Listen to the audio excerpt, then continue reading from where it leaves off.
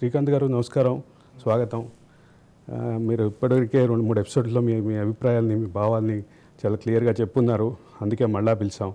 ఈ బ్రోకర్ల రాజ్యానికి సంబంధించి ఒక్కొక్క శాఖలో ఒక్కొక్కరు తయారయ్యారంటూ విమర్శలు ఉన్నాయి. దీని మీద మీ అభిప్రాయం ఏంటి? ఇది వాస్తవమే. గత ప్రభుత్వంలో బ్రోకర్లే రాజ్యం వెళ్ళినటువంటి సంఘటనల్ని మనం కళ్ళారా చూసినాం.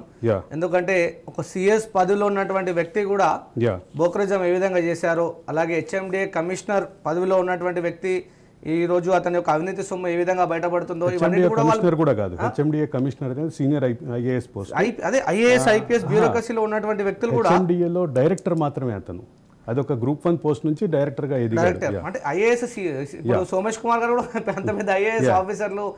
రేవంత్ రెడ్డి గారే అన్నారు కదా, బీహారీ ముఠా వచ్చేసి బ్రోకర్ రాజ్యం చేస్తుందని చెప్పేసి ప్రతిపక్ష నాయకుడు ఉన్నప్పుడు అది వాస్తవం. ఈ రోజు కల్లారా చూస్తా ఉన్నాం. ప్రజాస్వామ్య ప్రభుత్వంలో ఈ రోజు వాళ్ళ మీద దాడులు జరుగుతూ ఉంటే ఇవన్నీ కూడా మనకు కల్లారా కనిపిస్తా ఉన్నది. ఒకవైపు నిన్నే మీ ఛానల్లో చూశాను నేను, న్యాయం గెలిచింది అని చెప్పేసి ఏదైతే ఒక ప్రముఖ జర్నలిస్టు సాంబశివరావు గారి యొక్క పెట్రోల్ బంక్ మీద కథనాలు చూసాను, పేపర్లో కూడా చదవడం జరిగింది.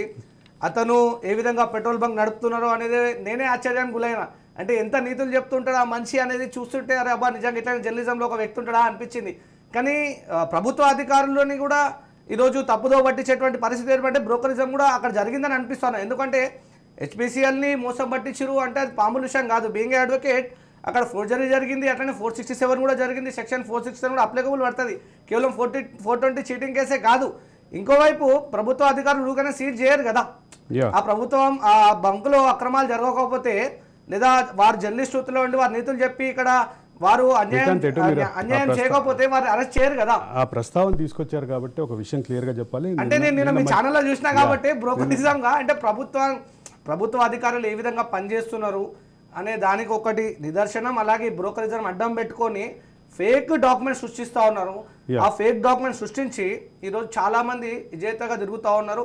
ఒక జర్నలిస్ట్ వృత్తిలో ఉండి ఈరోజు కబ్జాకు పాల్పడ్డారనే సంఘటనే మా అందరికి ఏదో చదువుకున్న వ్యక్తులకు ఏదో చాలా బాధగా అనిపించింది. కీలకమైనటువంటి అంశం ఏంటంటే ఈ పెట్రోల్ పంప్ వ్యవహారంలో మేము నిన్న అంతా చేసినటువంటి పరిస్థితిలో ఇప్పుడు మనం పెట్రోల్ బంక్ విజువల్స్ కూడా చూస్తున్నాం. మా వాళ్ళు పెట్రోల్ బంక్ విజువల్స్ కూడా యాడ్ చేశారు.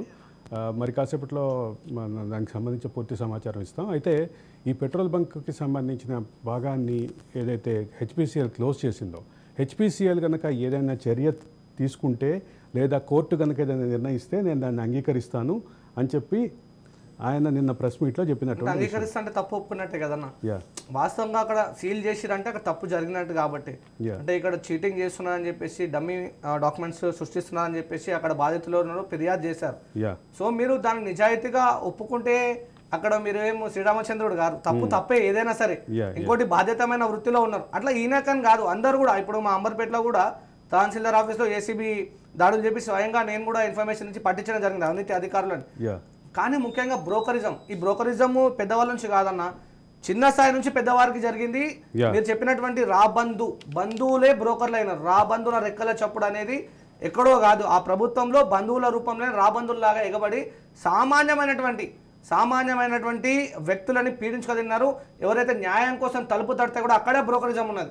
మనం పోలీస్ స్టేషన్లో చూడొచ్చు, రెవెన్యూ సిస్టంలో చూడొచ్చు, ఎక్కడైనా సరే ఈ బ్రోకరిజం అడ్డగా ఉండి ప్రభుత్వాన్ని నడిపినారు. ఆ బ్రోకరిజంలో ఆ బంధువులు రాబంధువులు ఎవరంటే ప్రభుత్వానికి సంబంధించినటువంటి వ్యక్తులే, ఒక కులానికి సంబంధించిన వ్యక్తులే ఈరోజు తిష్ట వేసుకొని ఒక పరాకాష్ఠను చూపించడం జరిగింది. ఈ 100 ఒక్క ఓటమి 100 తప్పుల్లో కూడా ఇవి కూడా ఒక భాగస్వామ్యమే.